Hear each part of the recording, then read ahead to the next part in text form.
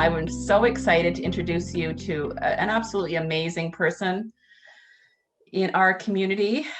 Autumn Rock is a She Recovers coach and just an absolute recovery superstar in their own right. After braving addiction and C-PTSD from her own traumatic past, Autumn has practiced abstinence-based recovery for over 24 years. In that time, she's become a successful business owner, a success strategist, and coach. She's the host of the Attachment and Trauma-Informed Diverse Paths to Recovery meeting. She's also an internationally certified life and recovery coach and addictions awareness facilitator. Autumn supports her community as the founder of Rock Life Recovery and Success Strategies, the Pride Society president, and producer of the Women Who Inspire conference. Autumn has made it her mission to empower women and gender diverse folks to overcome their personal challenges, lead a more self-directed life, acquaint themselves with their inner truth, tell their story with courage, and reach their full potential. And we will be sharing the links so that you can connect with Autumn, and please make sure that you do that. She has two groups on Facebook, a Women with PTSD group and a Rock Life Recovery group. And on Facebook, you can find her at Rock Life Strategy, and on the web at rocklifestrategy.ca. I am delighted to have you here, Autumn. I haven't seen you for a while, and I'm just really excited to see you. It's great always to see you and to hear you. For those of you who are about to meet Autumn for the very first time, in our community, we talk about Autumn's voice, and not just the beautiful cadence of her voice, but also, of course, everything that she says. But we have people in our community have actually talked about that I can't remember what the saying was. Somebody said something about a shampoo bottle, but just that you could sell shampoo just with your voice. And so I'm looking forward to hearing you. I'm going to stop talking so nobody has to listen to my annoying voice anymore. I'm just going to throw it right over to you. And thank you again for your time this morning, Autumn. Thank you. Thank you. Thank you. Well, first of all, I'd just like to say thank you for inviting me. Thank you for having me. Thank you for honoring me in this space. I love being here, and I love that I get to present on this particular topic. I think we've been talking about this for a lot of months, and I'm so glad it's here, it's now, yay. So good morning to everyone who's here, everybody who's listening. Yeah, I hope that you'll enjoy this conversation. I'm going to share my screen. First of all, I'd just like to, again, say thank you for having me. Thank you for sharing this space with me. And I wondered if I'd like to invite you, and please remember that anything I say is an invitation. It's an invitation to think about. It's an invitation to participate. It's never a requirement. So if anything I say makes you feel uncomfortable, if it doesn't fit for you, if it's not something that works for you, even if you think it's incorrect, you can let me know later on. We have a feedback place on my website. You can feel free to enter that in there. For now, I'd just like to invite you to take a moment and maybe even close your eyes and just think about what it means to belong. To just connect with your own personal safety in the room that you're in, connect with your own environment, and sit with this privilege we have of being here together, of learning together, of holding space together in recovery. Just take a moment to really sink in to the gratitude we all have around recovery spaces and what it is to feel seen, be heard, and feel like you can relate. Just take a moment of gratitude for all those times that someone held space for you or saw you, or they felt understood in these rooms. And then let's take another moment to just really feel that belonging at depth. And think about the models that we see, people who have had success before us, people like Dawn, who have walked a long path of recovery, and we can see that it works because she's done it. And then I'd like to say, thank you so much for doing that with me, for taking that moment to sink into your own gratitude. Because today I'm here to talk about how we can all benefit from being seen, how we can all benefit for being honored in the form that we are, from seeing models of recovery and people who look like us, And even if we're different, being accepted and honored in the form that we're in. And I would like you to keep that in mind as we continue on with our discussion today. So the first question we're going to answer today is what the heck's up with all those letters and why do they matter? So in the last months, I've been serving my community as the Pride Society president, as Dawn mentioned. And I was really surprised that one of the most common questions I get, even from people within the LGBTQ community, is what do all those letters mean? What do all those letters mean? So we have, so I'm here to talk to you about that. So we have 2S, which means two spirit. So I always say 2SLGBTQI+. So two spirit is an indigenous term, and it describes someone who has both male and female qualities, spirits within them. They're recognized as having insights, wisdom, and special qualities that are valued, honored, and cherished. Lesbian refers to someone like me who's a woman who dates other women. Gay refers to men who are attracted to other men. Bisexuals are folks who are attracted to both male and female, cis or trans individuals. Trans T stands for trans, which are people who are born into a body that does not necessarily fit their identity. They could be a woman born into a male form or a male born into a female form. Q refers to queer or questioning, which is somewhat of a catch-all for other sections where we would see any folks included in the above or others such as non-binary, pansexuals who are attracted to more to an individual than a gender or a physical form. Those who cross-dress, drag queens, etc., etc., etc., might fit under the term queer or questioning. Also, people who haven't quite figured out their sexuality yet. Questioning means that, hey, I'm at this state where I'm still trying to figure this out. And so that's a term that fits for anyone who chooses to identify with it. I includes those who are intersexed. Now, some people I talk to haven't even heard of this, but some folks are actually born with both sets of genitalia. So they are actually both male and female at the same time. And then we add a little plus at the end, which honors and accepts the concept that there are so many combinations of gender and sexuality that it would be almost impossible to name them all. And still, we want folks to know that however they express their beautiful selves, they are honored and beautiful and that they belong. And so why does that matter? Why does it matter that we learn these things, that we know these things? Well, if we return back to that feeling we explored at the beginning of this journey, we know that to belong, to feel seen, to be understood are important factors in recovery. So if the people around us don't even know the word for how we identify, it becomes harder to be seen. It becomes harder to feel understood.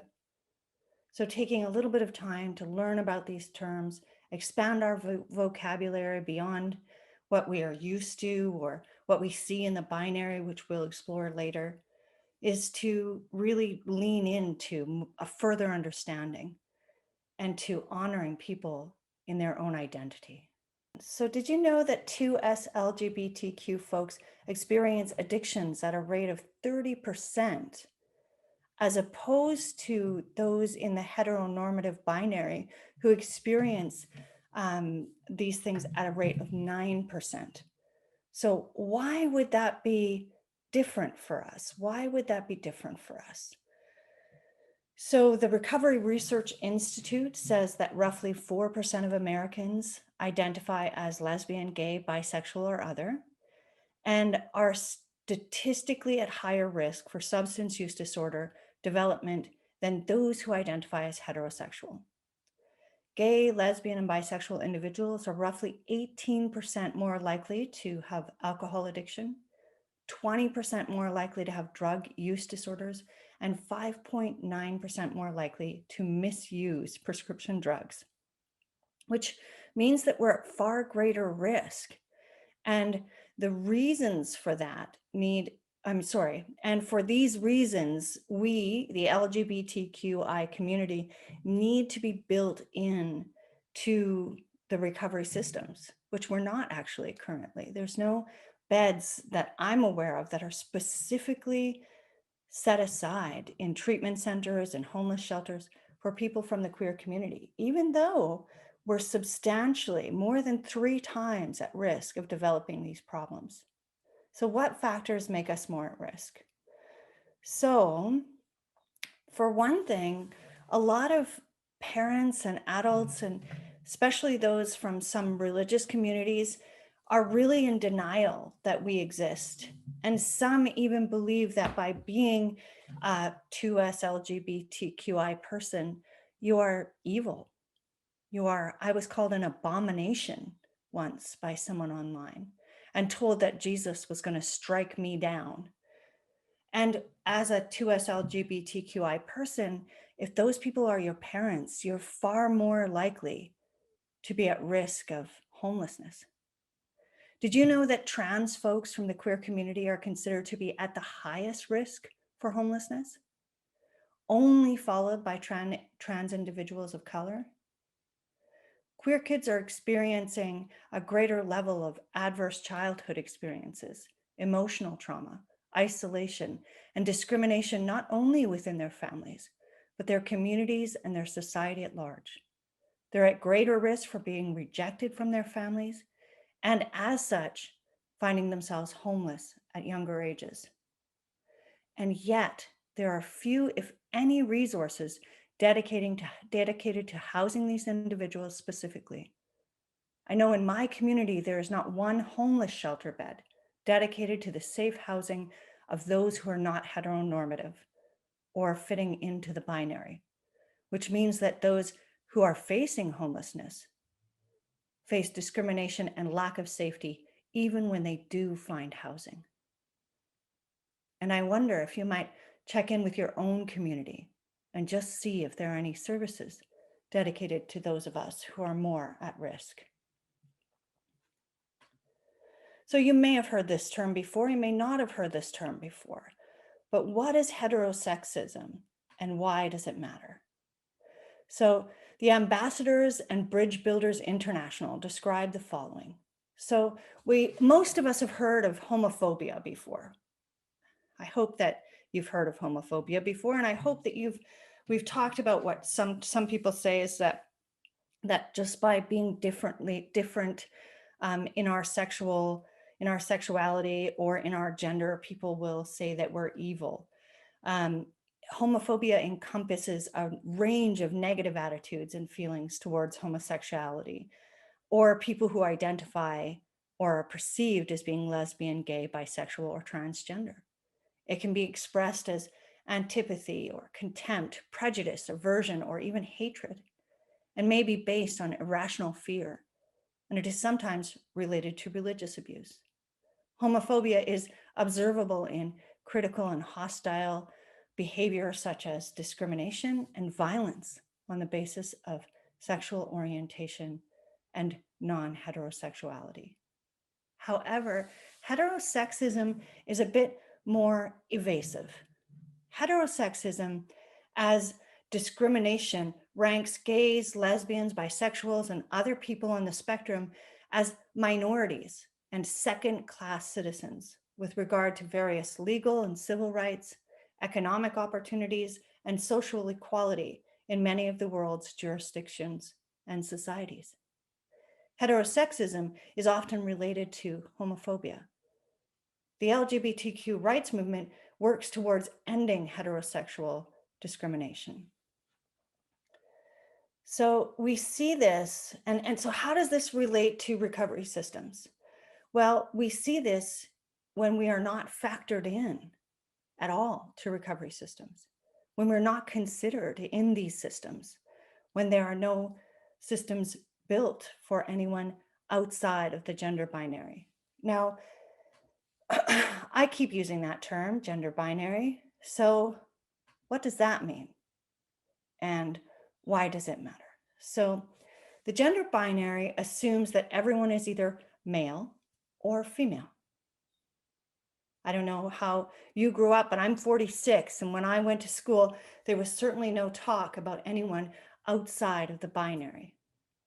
So the gender binary excludes or perceives those who do not identify as with this considered norm, such as non-binary individuals, trans, or two-spirits, as irrelevant, and even fully denies their existence. We see this everywhere in bathrooms marked male and female, or recovery treatment centers built only for males and females. When we fail to see those people outside of ourselves, when we fail to see people who are not our gender or the genders that we're used to seeing, we fail to acknowledge and recognize another person's existence. We short circuit belonging. And it is identifying within the binary that has left those of us who are at higher risk for homelessness and addiction with very few services and far more barriers to achieving the social determinants of well-being and to accessing the help we need so desperately.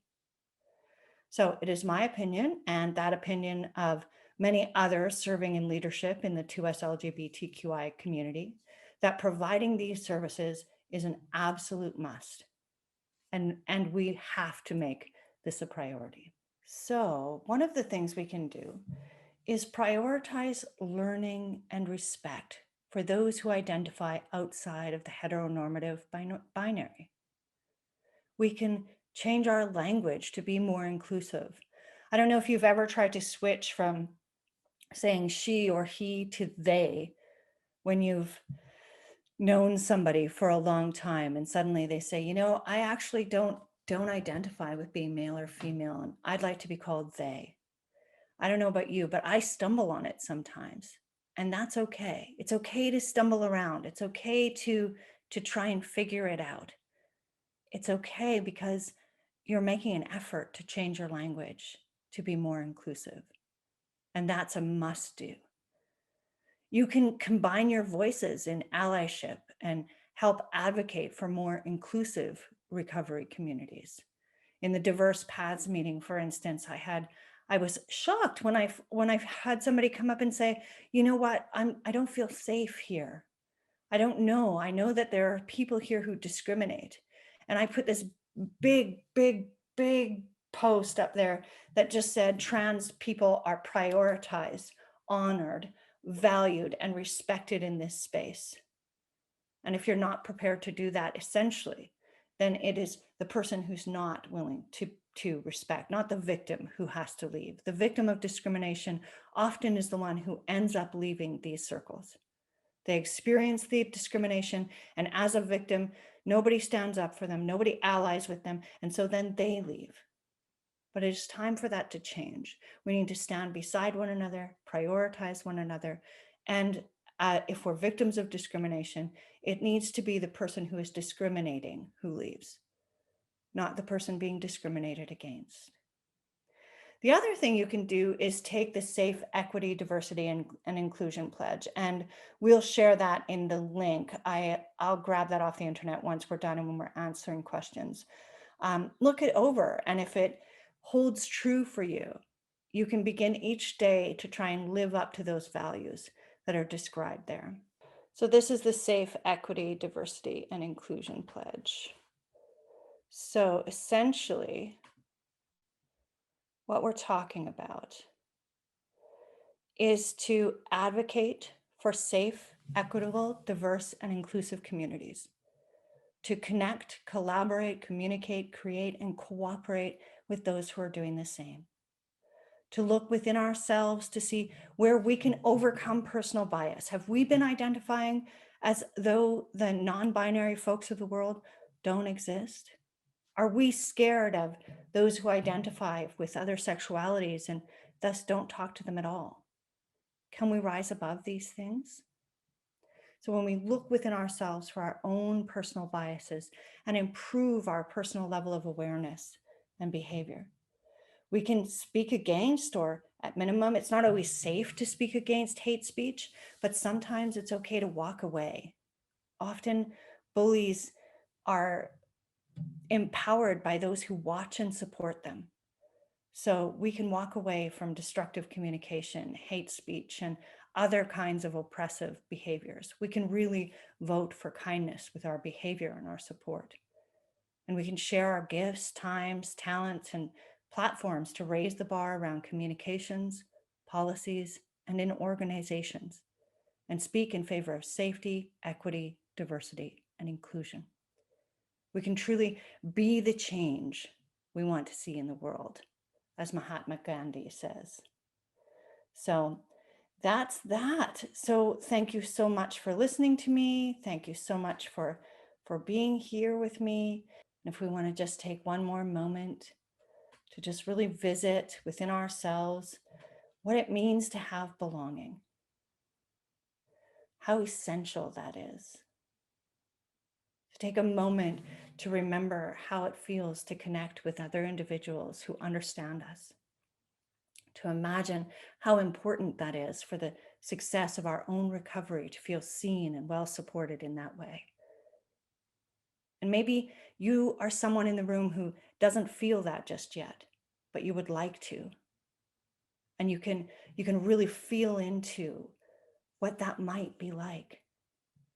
I know for myself as an Indigenous person, a white-skinned, white-passing Indigenous person who has suffered multi-generational trauma and who is also a lesbian, that feeling of belonging really has not come with any sense of ease and comfort. And after 24 years in recovery circles, I only now have a group that honors me in this form.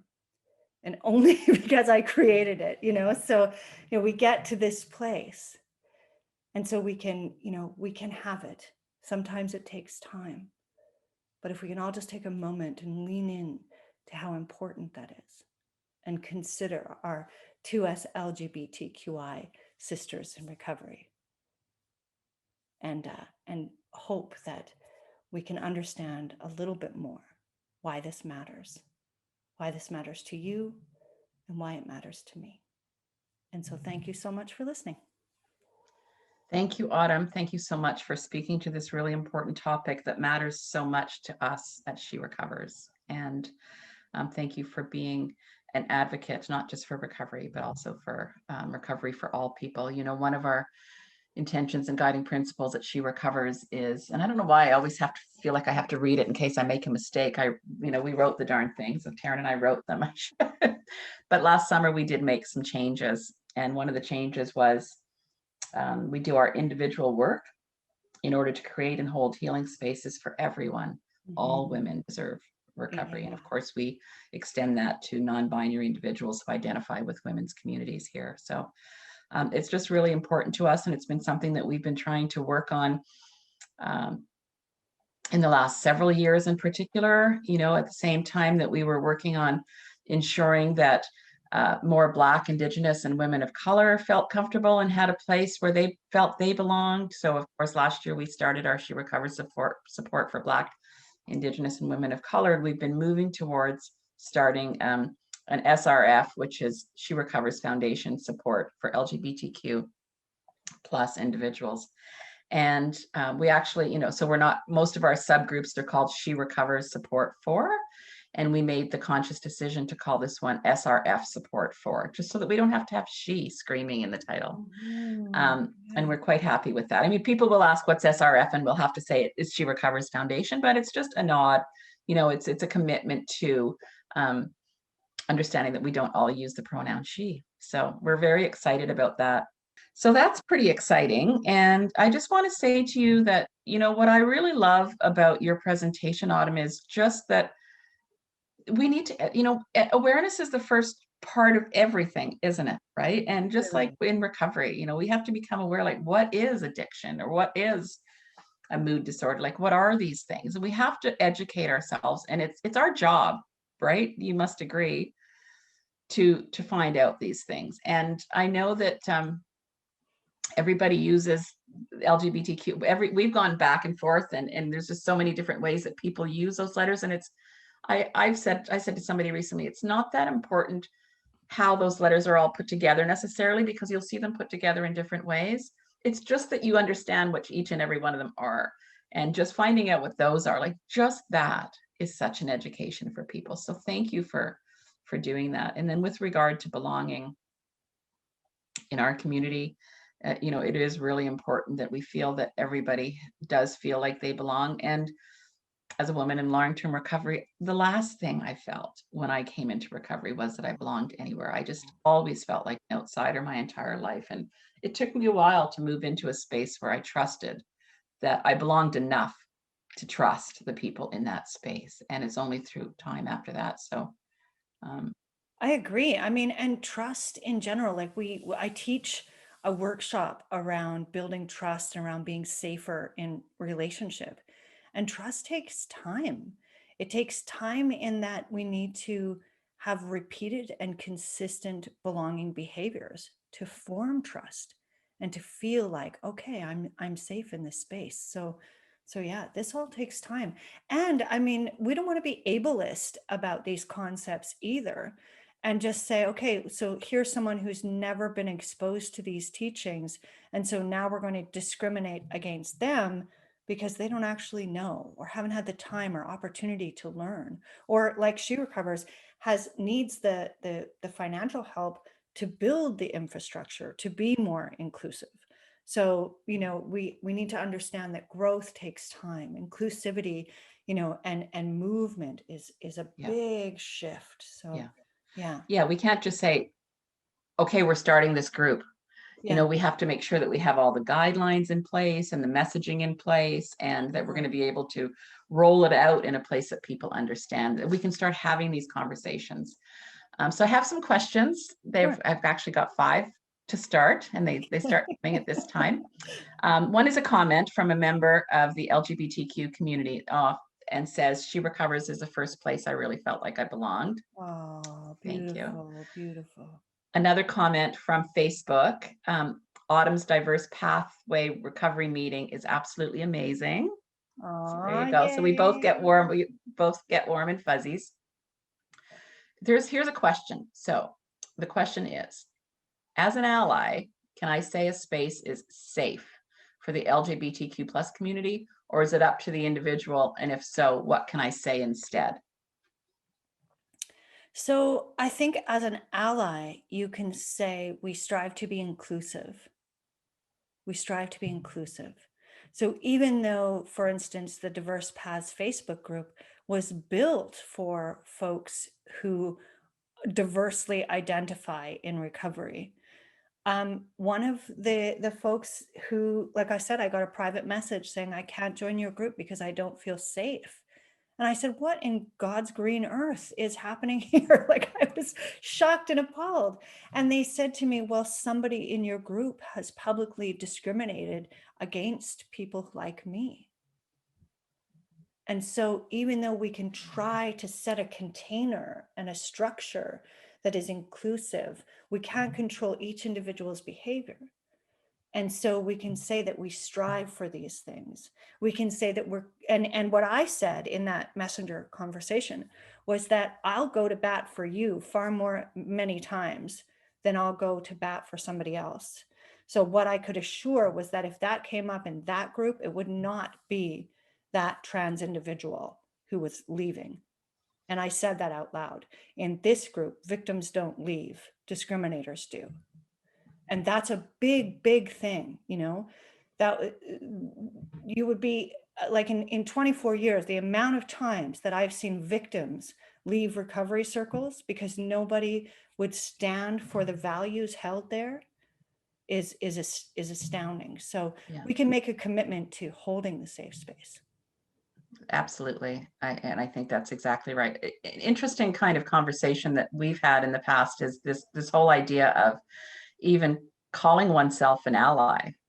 So I don't ever call myself an ally. I wait to be kind of assigned that honorable term by somebody before I use it, right? So Sherry Hampton calls me an ally in her work, and like I take that, and I don't kind of step out ahead and say that I am an ally until somebody's gifted me and recognized that in me. So I think that that's an interesting thing. And we did for the longest time talk about our spaces as being safe until we recognized that kind of like what you're saying, we can't assure that because we say our spaces are safe, that they are for everybody. That's an individual sense, right? Somebody has a sense. So we try to say we provide a welcoming and inclusive, inviting spaces, and try and really not say safe anymore. Also because the issue of safety should really be reserved for people who traditionally and historically have not felt safe. So people of, Black, Indigenous, and women of color, LGBTQI, A+, etc. It's really, that's what we're going for. That's what we're striving for, but we don't get to declare that we are those spaces for other individuals. I agree. And as an Indigenous person who identifies as lesbian, we do use the word safe space. Yeah. But we don't identify that our safest space or our space is safe. We say we strive for that. Right. And I think it's a valiant thing to strive for that, to make sure that this is our goal. This is the bar that we're setting here, and we're striving for that. But we don't identify that for other people. Yeah. Yeah. And I think if I've heard other people in our community, for instance, refer to another, say, an LGBTQ individual who says this is a safe space for us, then I respect that. Yeah. That as the person that is normally perhaps really seeking and not finding those safe spaces, that individual can be trusted to say that for her, it is a safe space for them and other individuals who may identify like them. I agree. So now that we've cleared that up, here's a great question. What can we, if we are a cis hetero woman, do to make recovery spaces a safe and welcoming space for LGBTQIA+ folks? So what can we do? I think there's a lot of things that we can do. But you go ahead, Autumn. Yeah. Well, I think the first top of mind is learning, taking the time to understand what all those letters mean, right? To understand when somebody walks in the room and you can clearly see that they are female born into a male body, you choose the word she because they say, this is how I identify. You have some curiosity, yes, but not the kind of curiosity that makes a spectacle of somebody else's identity. You listen and learn. And when we listen and when we ask and when we say, how are you, right? We have concern for the individual beyond the sexuality, beyond the gender. Who is this person? How do they identify? They get to say. And understanding that they have that right to say. Again, that allyship, that really just non-tolerance of hate speech is big. I don't know about anybody else, but 2020 seemed to be the year dedicated to hate speech. It was exhausting for me to be on, Facebook and other places. There was so much hate speech.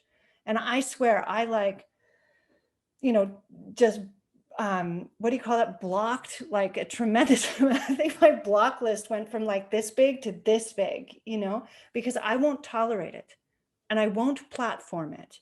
When we use our Facebook pages or when we use our social media spaces and we allow that sort of stuff, that's like, it's a smaller version of, say, if CBC were to platform hate speech. So when you do that on your media, your social media platforms, you're really discriminating and you're allowing discriminatory behavior. So when we choose to really guard those spaces, we make a big step, I think. Yeah. That's great, Autumn. I agree with everything you said. Thank you. And I also, I mean, right now, June is Pride Month. Happy Pride. I meant to Thank say that you. right off Happy the Pride. top. And I think we have an opportunity, especially in June, but we shouldn't restrict ourselves to doing this in June, but sharing resources and information. If we're on, if we are on social media, show the world that we are either members of the community or allies of the community. And so that people know where you stand, right? I think that that's really important. That's one thing. There's a comment here. As a member of the LGBTQ plus community, I just want to thank She Recovers space holders for including pronouns in your introductions. This makes me feel welcomed and supported to share mine, they, them. And I mean, that's one of the things that we've been doing that has made such a difference, I believe, in our community. And we encourage, maybe we don't encourage loudly enough. We maybe need to do a better job of this. Encourage everybody on our meetings to introduce using their pronouns. And again, it's a signal, right? It's a signal for people.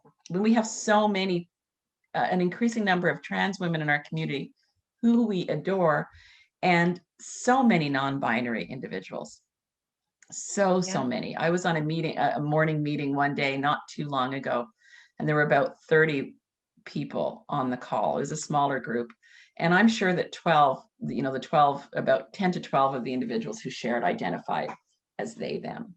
And so it's just using kind of that. And again, you might need to figure out what this whole pronoun thing is all about. But I believe that that's one way too that we can support. Yeah, absolutely. And it's one way of pushing past the binary, right? The binary assumes she, her, he, him. And when we say they, them, we acknowledge that there's more to humanity than that. Yeah. I like what you shared about with regard to pronouns too, and it's a conversation that we've had as well in our community, and that is that it can be difficult to maintain and remember to always refer to somebody who identifies as they, them, they, them, there. And what I was told many years ago was just do your absolute best. And when you do mess up, just correct yourself and say, I'm sorry, just kind of get over yourself and move on, show that you are willing to learn, and that you needn't be afraid. If you start, it does come more naturally. And I know it certainly has for me to come more naturally. I don't trip over the way that I used to some years ago. So what do you say to people who are nervous about making a mistake with pronouns? It's okay. Be nervous. It's okay. Just I still make mistakes. I'm the Pride president. I still make mistakes, right? We all make mistakes. And in the words of my 5-year-old daughter, she looked at me one day. I was feeling terrible about making a mistake, and she looked up at me. She had these gorgeous blonde, like little curls and these big blue eyes, and she said, "That's okay, mommy. You told me it was okay to make mistakes," and then we just got on with it, right? We can make mistakes. It's through mistakes that we learn. If we're not ever able to make mistakes, then we really can't expand to beyond where we are now. Do you believe that a company or an organization's website should make an official statement about this, or does that feel performative? If a company makes those, we've had some discussions here in our community. So we had some hate speech platformed by a chairperson of one of the most important homelessness outreach things in our community, organizations in our community. And she platformed 10 hours of hate speech on Facebook publicly. So I don't feel bad about saying that out loud in this thing. So what happened was, of course, as the Pride president, I got a bunch of emails saying that this had happened and what are we going to do about it? And so I couldn't sleep. It bothered me so much. I couldn't sleep. So I wrote, 9 pages of educational material and suggestions and all of the things and sent it off. We were backed by 5 other agencies in town that said we need to raise the bar. We need to raise the standard of leadership here in our community. And so, and that was done. The person who had this issue was offered to either publicly apologize or step down, and she chose to step down.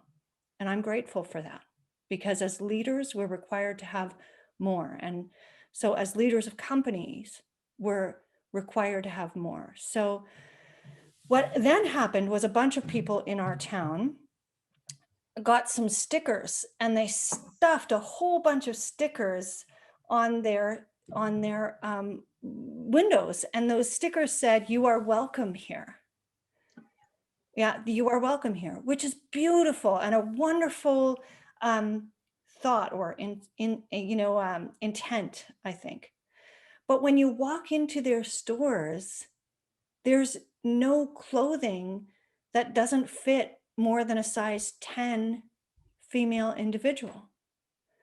The bathrooms are still set only for the binary. There's nothing within these stores that actually serves the 2SLGBTQI and other diverse communities. So if we're going to say these things, it's performative if we don't back that up with inclusive action. Right. So this is where I'm saying, when victims, when we say that, and then victims have to leave when they're not feeling safe in that space, or when people come in and they're not actually included or considered in the space, then to me, that's performative. Now, I am not the guru, and I am not the person that gets to define these lines. As I think about and talk to you about these things, I can only share this from my perspective and from, having served in the community the way that I do. Yeah. No, I think that's all those are great answers. And I get it. I've seen the sign. I think one of the signs that you're talking about, that's on a lot of businesses here in Victoria as well. And it says, "You are welcome here if," and then it lists all sorts of different diverse communities. It's quite lovely. It is lovely. Yeah, but they have to back it up with other policies and yeah, policy and action, and right? action, Policy right? and action. We see that we just housed a whole thing, like our school boards, right? They've got all of these awesome policies, and still we're talking to mass amounts of children and youth who are still feeling like there's no safe space for them in school.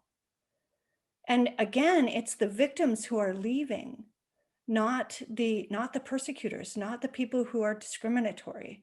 And it was very interesting, one of the things that came out of that conversation was that the teachers said, "Oh, well, we should make like a little safe space, maybe we can put a room in the school where 2S LGBTQI plus folks can really be safe."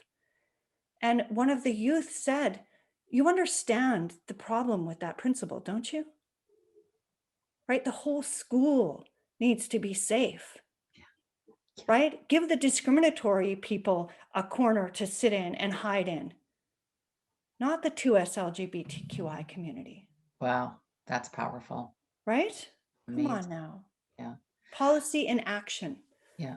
I think it's like, from an organization's perspective, one of the things that last summer we were working on our intentions and guiding principles, and at that same time I drafted values for our organization. And we just as a newly forming charity, the last year has been a lot of change and a lot of coming together, but one of the things that we're going to focus on in the very near future is further kind of clarifying what our values are, and definitely these are the types of things that we want to say, that our values are anti-oppression, anti-racism, all of those things. Yeah. So, and what those words mean. Yeah. Anti-oppression, anti-racism. Yeah. Right? There are so many places that you can learn about what it means to actually be anti-oppression. Exactly. Right? And the actions that we've taken, right, including working with Sherry Hampton to develop the anti-racism training, having you here to do this type of education, and we'll do more and those types of things. But also, I think it's, as an organization, and Lisa, who's here, our community engagement specialist, does a really remarkable job. Like, we share where we stand on issues. We talk about these issues, are dealing with these types of things. It's part of your recovery. It is. This is not an outside issue to talk about oppression and discrimination and hate against the LGBTQI plus community. That is not, it's part of your recovery to help heal that within you if it needs to be healed, and within our community. So we really do, we talk a lot, and also share a lot of materials and information. But I agree. And what a powerful way to identify as an individual. As an individual, who, a lot of us have experienced trauma. It's part of what contributes to our need for recovery. And so to come into recovery and to gain some strength and to be able to say, I stand with my 2SLGBTQI sisters in recovery. That is a part of my identity. I stand with the Indigenous, Black, and people of color in my community. I stand for inclusivity, for equity and diversity. That's a wonderful, wonderful, strong place to stand in our own identities.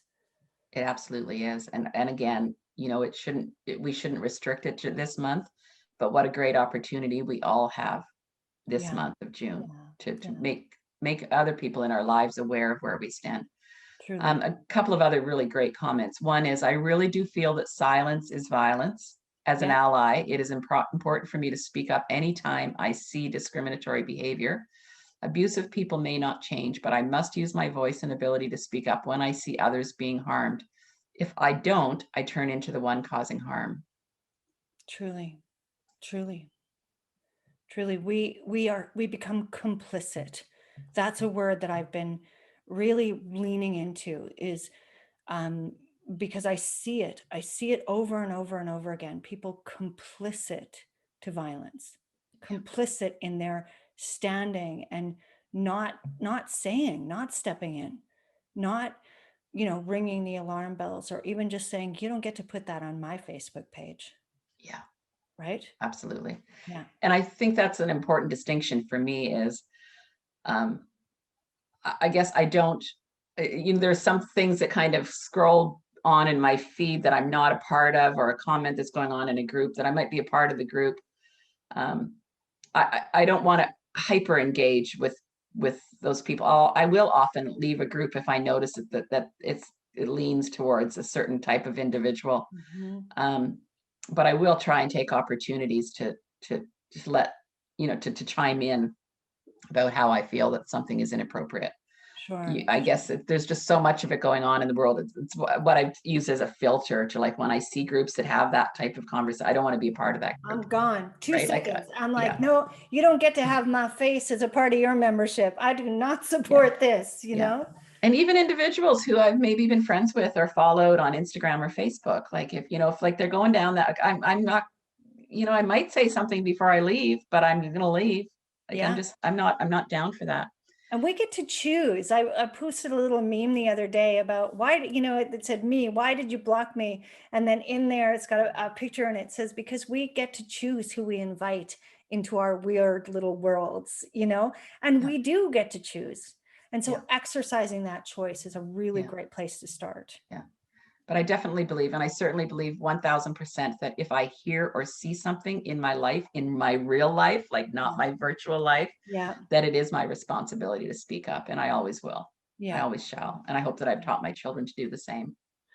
So long as it's safe. I don't think that it does. We just did some first aid training the other day, or last week I did some more first aid training and all of that sort of stuff. And they said, one of the first things to do is to check the area, read the room, see is what's safe in the area before we even step into the casualty. And then he said, don't become another casualty. If you don't look for danger, then you become just another casualty in the situation. So make sure you're safe. If you're not safe, don't speak up. Nobody's asking you to get hurt, right? Mm-hmm. Don't feed it. Walk away if you can. Say something later on to somebody who can help, all of those things. But please exercise your own personal agency and decide what's safe for you. There are many biases within the queer community. We all learn as people to evolve. We are here to support each other. Change shouldn't be so threatening to adults. It does take some effort, but it's okay to be learners and make mistakes as adults. I agree. One of the things is especially as a lesbian, one of the things that maybe people not within our community are aware of is that, you know, there are biases even within our community, especially like amongst, one of the things that I've experienced personally as a lesbian is to walk into situations and experience biphobia from the lesbian community. And I'm like, are you kidding me? Like, I've actually had this conversation with my hand on my forehead saying, are you kidding me, women? Really? We're going to fight this long and this hard to be able to identify as who we are. And then we're going to tell her she's not allowed to do the same? Come on, we're better than this. You know, so we can have, again, when it's safe, we can have these conversations and we can grow and learn together. Yeah, absolutely. So somebody has a lovely thing to say to you. Autumn, you are so well spoken. As an old English professor, your oration eloquence shows your passion and commitment to the Pride community. Well done.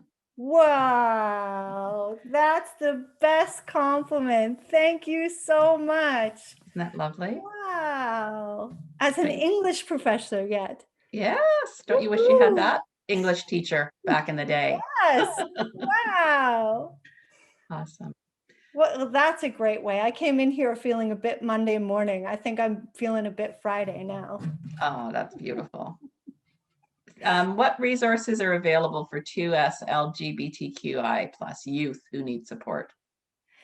You know, this is a really, really big topic. I think that it's the kind of question that you should email to me, and I can look within my networks and be able to send you some resources. It really depends on what area you're in. It really depends on the resources available. Some areas, unfortunately, don't have any. Some are online and will invite individuals from other areas, but it really depends. So we'll have to talk a little bit more about the specific need you're hoping to meet, and we can move.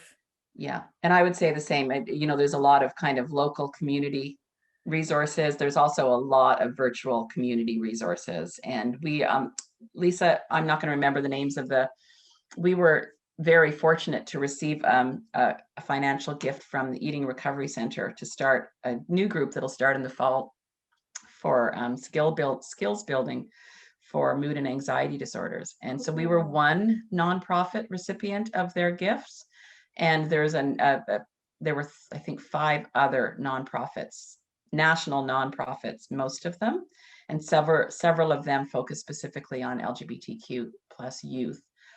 I just don't remember their names off the top of my head. The Trevor Project comes to mind for sure, for those of you who are in the United States. And you can really, just some research looking for national resources for LGBTQ plus youth, you should find something.